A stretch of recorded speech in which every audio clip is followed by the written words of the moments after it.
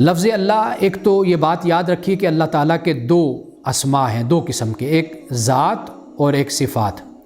یہ ذات اور صفات ہم سمجھ سکتے ہیں، بہت مشکل بات نہیں ہے یہ۔ مثال کے طور پر میرا نام ہے، یا کسی کا نام بھی سلیم نام ہے، کسی کا نام کلیم ہے، ایک تو یہ بات ہے کہ یہ اس کا ذاتی نام ہو گیا۔ لیکن اگر وہ خوبصورت ہے تو اس کو حسین کہیں گے، جمیل کہیں گے، عالم ہے تو اس کو عالم کہیں گے، اگر وہ سائنسدان ہے اس کو سائنٹسٹ کہیں گے۔ یعنی انسان کی شخصیت کے پھر مختلف پہلو بن جاتے ہیں ذات کے۔ تو ایک ہو جاتا ہے ذات کا نام، ذاتی نام، اور باقی جو نام ہوتے ہیں وہ صفاتی بن جاتے ہیں۔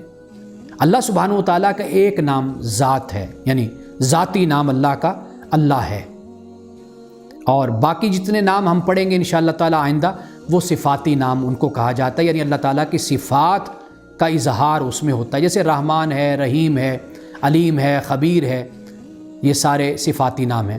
اب اس کے بارے میں یاد رکھیے کہ جو اللہ، اس علماء کا کہنا یہ ہے کہ یعنی اہل لغت کا، کہ ایک نقطہ نظر یہ ہے کہ یہ غیر مشتق ہے، یعنی یہ کسی سے نہیں بنا۔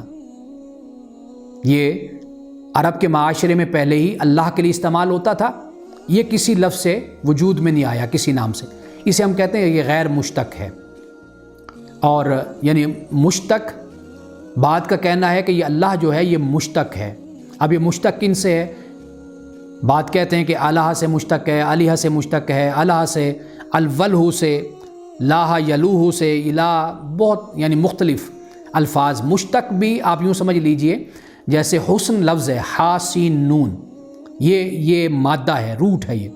اب اسی سے حسین ہے، اسی سے احسان ہے، اسی سے حاسن ہے، اسی سے محسن ہے، اسی سے حسان ہے، اسی سے حسین ہے۔ اب یہ دیکھیے کتنے الفاظ صرف ان تین جو لیٹرز ہیں ان سے نکلے ہوئے ہیں، حا سین نون، اس میں سے اتنے سارے الفاظ نکلے ہوئے ہیں۔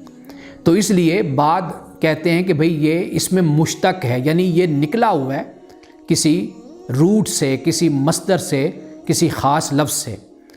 اب اگر یعنی جو مشتق مانتے ہیں اگر اس پر ہم بات کریں تو الہ کا مطلب ہے عبادت کرنا، آلیہ کا مطلب ہوتا ہے تحیر، حیرانی کہ، اور الہ کا مطلب ہوتا ہے سکون پانا، اور الولہ کا مطلب ہوتا ہے عقل کو گم کر لینا، اور لات جو لفظ ہے بلندی ارتفاع کے لیے بولا جاتا ہے، لاہ یلوہ یعنی مخفی ہونا، الہ کا مطلب ہوتا ہے جھکنا، راغب ہونا بھی مراد ہے، پناہ دینا بھی ہوتا ہے الہ سے مراد۔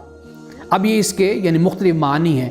اگر ایک ایک لفظ کو اگر آپ دیکھیں، غور کریں، تو یہ سب کے سب اللہ سبحانہ و تعالیٰ کے ایک لحاظ سے صفات بھی بن جاتی ہیں، اور بندوں کو اس کا پابند کیا گیا ہے کہ اللہ سبحانہ و تعالیٰ کی ذات کی تم عبادت بھی کرو، اور جب اس کائنات کو انسان دیکھتا ہے تو انسان تحیر و حیرانی کا بھی شکار ہو جاتا ہے۔ اور اسی طرح الا بذکر اللہ تطمئن القلوب، اللہ کے ذکر سے دلوں کو سکون بھی ملتا ہے۔ اور عقل کا گم کر دینا کہ اللہ پاک فرماتا ہے کہ ان کو ہم اپنی نشانیاں آفاق میں اور اپنی ذاتوں میں ہم ان کو دکھائیں گے۔ یہ انسان ہے کہ اس کا یعنی اللہ کا ایک معنی جو مشتق بنتا ہے وہ یہ بھی بن جاتا ہے۔ اور مخفی ہونا وہ آپ جانتے ہیں کہ هو الاول والآخر والظاہر والباطن وهو بكل شيء علیم۔ اور اس طرح جھکنا، راغب ہونا، انسان کو اسی بات کی تعلیم ہے کہ اللہ سبحانہ و تعالیٰ کی طرف جھکے، اللہ تعالیٰ کی اطاعت کرے۔ اور اللہ الہ سے پناہ دینا بھی ہے، وَهُوَ يُجِيرُ وَلَا يُجَارُ عَلَيْهِ۔ سورۃ المومنون میں اس بات کو بیان کیا گیا، اللہ تعالیٰ وہ ہے جو پناہ دیتا ہے، اس کے خلاف کوئی پناہ نہیں دے سکتا۔ وَهُوَ يُطْعِمُ وَلَا يُطْعَمُ، وہ کھانا کھلاتا ہے، کھانا اس کو نہیں کھلایا جاتا۔ قُلْ كُلٌّ مِّنْ عِنْدِ اللَّهِ، سب کچھ اللہ کی طرف سے ہے۔ اللہ الصمد، اللہ بے نیاز ہے۔ صمد عربی میں اس چٹان کو کہتے تھے کہ جس چٹان کی طرف لوگ جب کوئی سیلاب آتا، کوئی ریلا آتا طوفان کا، تو وہ دوڑ کر اس چٹان پر جا کر پناہ لے لیا کرتے تھے، اس کو صمد کہتے ہیں عربی زبان میں۔ اللہ الصمد، اللہ صمد ہے، ہم اس کا ترجمہ بے نیاز کر دیتے ہیں۔